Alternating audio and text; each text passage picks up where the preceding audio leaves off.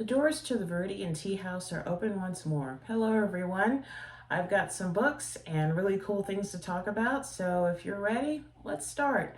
I do have some news, so I've returned to selling my photography on my Etsy store. I did that many years ago and then I stopped, and I don't really know why I stopped, but thanks to my boyfriend, he's the watercolor artist that you've seen on my tea labels and whatnot. He really inspired me to just print my photos and see what happens. So if you go to my Etsy store, Viridian Tea Company, you'll see the photos that I've printed so far. All of them are printed on 4x6 glossy paper, and they're all unframed. And I'm going to show off, let's see. So one of them is called George's Dream. I did that. That's actually the inside of a flower that we grew, I think it was last year. And I just thought it was so beautiful, and it's like entering into a dream world, and inspired by Georgia O'Keeffe. I adore Georgia O'Keeffe. And another one that I did is called Machine of Loving Grace. That's one of the typewriters that I've collected. So that's just a small sample of what I have printed in my Etsy store. And once this video has been uploaded, you can get to the Etsy store link and click to your heart's content. All the photographs are unframed, and like I said, they're 4x6 on glossy. So who knows, you might find something that inspires you. And I will be adding more photographs as they come, so yay. Let's see what else. I do have some pretty big news, but I really don't want to talk about it, so maybe I'm vague Facebook posting or not, but it deals with my alma mater, and I am very proud to be a part of this new endeavor. Hopefully by September, I will be able to talk about it all, but I've just learned, don't talk about your projects until they're actually confirmed and or done. So it involves my tea company, and I'm looking forward to this new venture. This might be a big game changer, I don't know. And let's see what else. I think, oh yes. So one of my self-published books, Chinese Food and Gypsy Jazz, I took a good hard look at it and I said, you know, I can make this better. So I have gotten rid of some stories that just didn't work with me. I've changed the cover, changed a whole lot of stuff about the book, and resubmitted it to Amazon KDP. Well, I should be getting my proof in the mail by Sunday, and if everything looks good, then I will be buying a ton of copies for the Etsy store. And there will be an accompanying tea blend, tentatively titled Gypsy Jazz. But I'm looking forward to this new version of a book that I really did enjoy writing. And I wrote it back in 2019. So for those of you who have an older copy of the book, this copy looks a whole lot better. And for those of you who are interested in reading more of my work, like I said, this is self-published. And it's brand spanking different and new. And I will have it in my Etsy store very soon, or when I release it, you can also get it on Amazon too if you don't want to wait. So I think that's all the news that I have. So if you're ready, let's do some book reviews, shall we? So the first two books written by a particular Turkish author. Her name is Aysegul Savas. And let me just read her little bio. She's the author of 2 books. I think she's only written 2 books so far. Her work has appeared in The New Yorker, The Paris Review, Granta, and elsewhere. She lives in Paris. And the 2 books I'm talking about, White on White and Walking on the Ceiling. So this book I actually purchased, like I said, at a book sale at Denver Public Library, and it gripped me. It's one of those unsettling literary novels where you're not really sure what's about to happen, but you can't stop reading.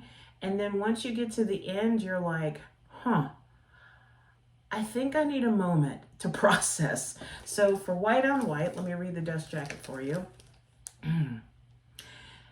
Quote unquote, in the year that I lived there, I had the sense of having stepped inside another life.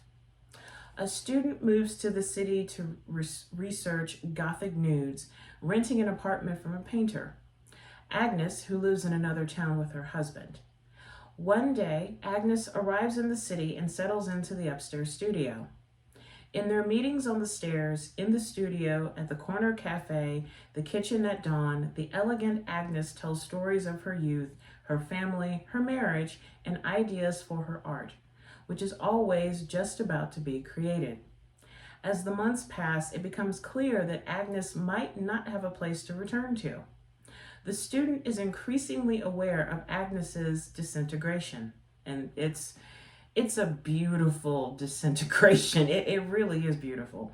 Her stories are frenetic, her art scattered and unfinished, white paint on a white canvas. What emerges is the menacing sense that every life is always at the edge of disaster, no matter its seeming stability. Alongside an examination of human figures, the student is learning from a cool distance about the narrow divide between happiness and resentment, creativity and madness, contentment and chaos. White on White is a sharp exploration of empathy and cruelty, and the stunning discovery of what it means to be truly vulnerable and laid bare. I really can't add anything to that description in the dust jacket. It was very unsettling to read this relationship between Agnes and the student, the unnamed student. And you're watching Agnes, like I said, it's a beautiful, just tearing apart of her inner psyche. It's absolutely beautiful. It truly is. And once you find out what's really going on in Agnes's life, you feel sorry for her, but then at the same time, you see her for what she truly is. And it's a little bit vulnerable, but it's also a little bit of manipulation as well. So, but like I said, it's a beautiful, glorious, what was it?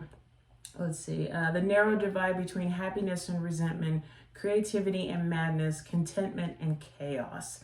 But yeah, her disintegration is wonderful. You know, if for some reason, like, I really enjoy reading books where the characters just fall apart. I love it. They, you know, when you start reading about them, sometimes they're arrogant, sometimes they're, you know, narcissistic. They act like, oh, you know, everything just rolls off me like water rolls off a duck's back. And then as you continue to read, you're like, ooh, wow, there is something rotten in Denmark, and you are not the well put together character I thought you were. And the thing is also too that you see that everybody else around that character sees them disintegrate, except for the character that it's happening to. But anyway, I absolutely loved White on White, and I should have taken notes because I had so many philosophical and psychological things to think about with this book. But for White on White by Aysegul Savas, it receives, if I can get my notes here, 5 pots of tea from Viridian Tea House. Thank you very much for book number 1. So now book number 2 by Aysegul Savas. I hope I'm pronouncing her name correctly. I really hope. But for Walking on the Ceiling, I'll read the inside of this one. A young woman named Nunu moves to Paris to start over, leaving behind her childhood home in Istanbul and the aftermath of her mother's death. She knows no one in the city. She longs for a connection. One day outside of a bookstore, she meets M, an older British writer whose novels about Istanbul Nunu has always admired. They find themselves walking the streets of Paris and talking late into the night, developing an unusual friendship of eccentric correspondence. M is working on a new novel set in Turkey, and Nunu tells him about her family and her home. As she does so, she also begins to confront her past relationships, her mother's silence and anger, her father's death, and the growing unrest in Istanbul. Their intimacy deepens, as does Nunu's fear of revealing too much to M, of giving too much of herself away. An unguarded glimpse of a young woman's coming into her own. Walking on the Ceiling is about the complexities of memory, storytelling, and the places, real and imagined, we can't escape. And again, whoever wrote the dust jacket, I really can't add anything extra to that, but I will. Again, it's that feeling of you see these two characters coming together, but with this one, I felt like M entered her life, Nunu's life, took whatever he needed from her for his own literary personal gains, and then just dropped her. Like the contract was over. But as they walk through the streets of Paris and she tells about her life in Istanbul and he talks about his book, you also, excuse me for sweating, you also see Nunu's backstory. And yes, her clashes with her mother and things like that. But you see a weird kind of disintegration as the result of these two characters coming together, if only for a short period of time and for specific reasons that one character knows fully well, the other one not so much. But another beautifully unsettling novel by Aysegul Savas. Absolutely beautiful. And in fact, I wrote to the author, I sent her a message on Instagram and I said, I love what you do with your words. Your command of words is poetic and beautiful. And these two books, White on White, Walking on the Ceiling, if you're looking for a new literary author to check out, Aysegul Savas, these two books they took my breath away. And I'm very happy that one of these books is actually mine. And this one I do need to return to the Denver Public Library. I'll take care of that tomorrow, I swear. But as one person said, I fell in love with this book. It's true. I fell in love with not only both of these books, but just, it's like, there are all these words in the universe and everybody has access to them. And some authors, you look at what they create with those same words that you may have used before and you're like, my God, wow, that's not writing. I don't know what it is, but I just want more. For Walking on the Ceiling, of course, 5 Pots of Tea from Viridian Tea House. And I truly want my own copy of Walking on the Ceiling because it really was a beautiful, unsettling, a little bit troubling read. Same with White on White, but these two books I want in my permanent collection. I really do. And like I said, again, if you're looking for a new literary author, Aysegul Savas, here's 2 right here. Definitely check them out. And thank you to Denver Public Library for having Walking on the Ceiling. Thank you. So the third book, second author, this is actually a poet laureate of the United States. This is Wade in the Water by Tracy K. Smith. And much thanks to Arapahoe Library. Yay, Sheridan. You know, I've said this before and I'll say it again. I love walking into a library and kind of sort of having a list of books that I'm looking for, but then you discover an author or a book that you're like, oh, well, this seems interesting. And you guys know, I love poetry. I love writing it. I love reading it. And I love reading poetry from all over the world, not just our country. Like, it's just beautiful. I hate to keep saying beautiful, but poetry hits me rather deeply. And every time I read a poem, by any kind of poet, whether they're here or, Turkey or France or Uruguay or whatever, I get to see their corner of the world. I get to see what they view as beauty or tragedy, death, What does it mean to be alive? What does it mean to see? What does it mean to feel? What does it mean to be in love, be out of love, to have sex, to be thankful, grateful, full of despair? All of this. I'm grateful for all the poets that I've read so far, and I've barely scratched the surface. So reading Tracy K. Smith, being a poet laureate of the United States, fantastic. So let me read the dust jacket for you. Oh, and many thanks to Grey Wolf Press for publishing this book. The Extraordinary New Collection by Tracy K. Smith, Poet Laureate of the United States and winner of the Pulitzer Prize for Life on Mars.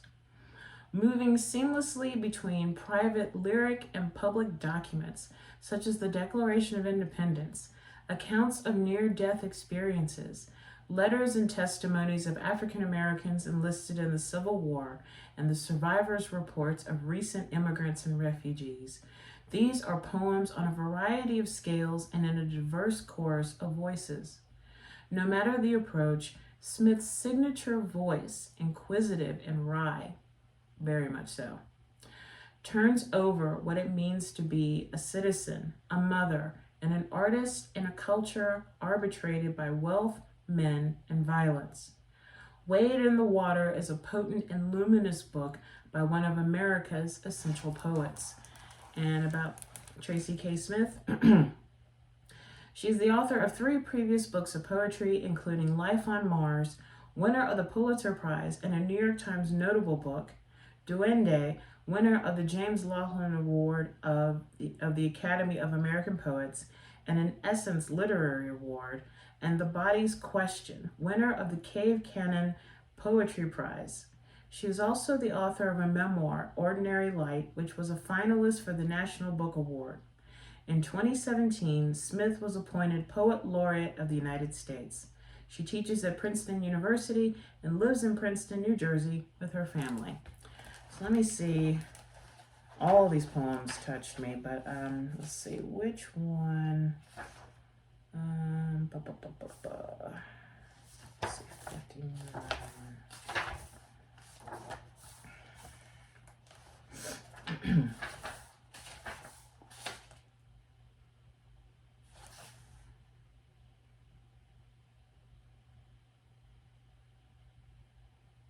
Okay, this one's called Charity. She is like a squat old machine, off kilter but still chugging along the uphill stretch of sidewalk on Harrison Street. Handbags slung crosswise and, I'm guessing, heavy. And oh, the set of her face, her brows profound tracks, her mouth cinched, lips pressed flat. Watching her bend forward to tussle with gravity, watching the birth she allows each foot, as if one is not on civil terms with the other, watching her shoulders braced as if lashed by step after step after step, and her eyes' determination not to shift or blink or rise. I think, I am you, 1 day out of 5, tired, empty, hating what I carry, but afraid to lay it down, stingy, angry, doing violence to others by the sheer fright of my gloom, halfway home, wanting to stop, to quit, but keeping going, mostly out of spite. Let's see, what's another one?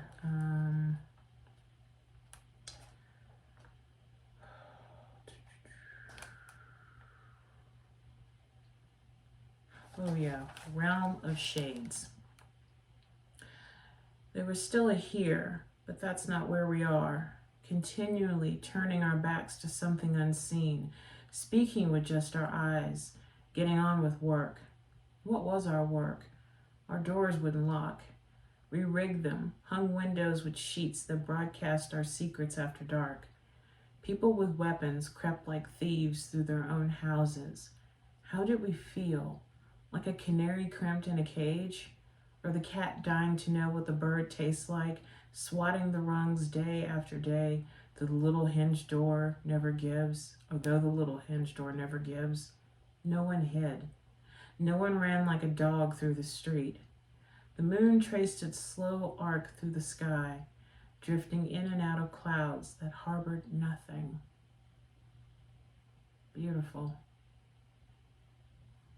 Absolutely beautiful. So for Wade in the Water by Tracy K. Smith, Poet Laureate of the United States, receives 5 pots of tea from Viridian Tea House. And if you are watching this, thank you so much for your words. And I hate the fact that I didn't read you sooner, but I'm glad to be reading you now. Thank you very much. So for the tea portion, don't really have any tea to review, so we will get right to the tea and water breathing meditation. And my tea for today is one of my old standards, the Bigelow Earl Grey. For those of you who don't know, this is the tea where every time I open a bag, I always sniff it because it reminds me of Fruit Loops. And I know that there's tons of Earl Grey out there. But Bigelow, I always go to it, always, no matter what. And it's basically black tea with bergamot oil. And for Bigelow, they get their oil from Calabria, Italy. So it has quite a taste. And I know there are some discerning tea lovers who are like, oh, I only get my Earl Grey from this company or that company. Well, for me, I've tried quite a number of Earl Grey teas, but Bigelow, that's my number one. That's always going to be my go-to. So, for those of you, I haven't really been talking about the rules regarding the meditation for a while because I'm like, oh yeah, you guys know. But for those of you who are new to this, welcome. And this is a breathing meditation. There's no mantra, we're not chanting, we're not doing anything. We're just focusing on our breathing for a while. And I always like to end with a sip of tea or a sip of water. And with the tea, make sure that it's a blend that you enjoy. You know, it could be Constant Common or Earl Grey or just a basic British black. I mean, if you like it, you like it. If it brings you comfort, drink it. So we're going to start with 2 deep breaths in through the nose and out through the mouth. You can either softly focus your eyes on an object in front of you or fully close them. We're going to breathe for a number of counts, and it is very normal for your mind to wander. It happens, we're human. But if you find yourself getting caught up in a story, just pause the story like you're watching a movie, silently label it as thinking, and then allow the thought to go on and you return to your breathing. It's kind of like an exercise of your muscle of your mind. But we're going to breathe, like I said, for a number of counts. Then we'll end with a deep breath in through the nose and out through the mouth. And then we'll have a sip of tea or water. So I'll wait a few seconds while you get your beverage of choice.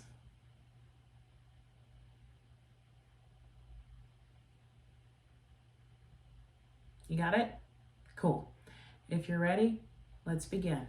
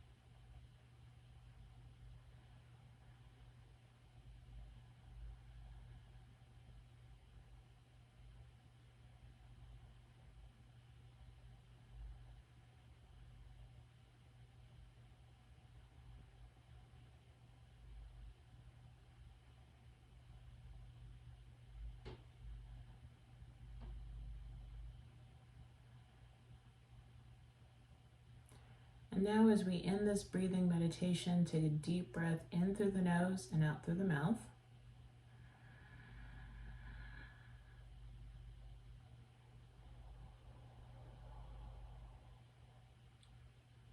Open your eyes or allow your eyes to focus again.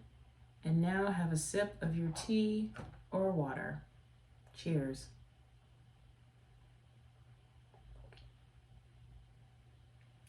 Okay, that was 2 sips, but I really like it.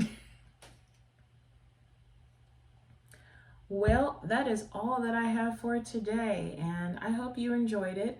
Oh yes, I did this for a while and then I stopped, but I want to bring it back. I want to talk about one cool thing.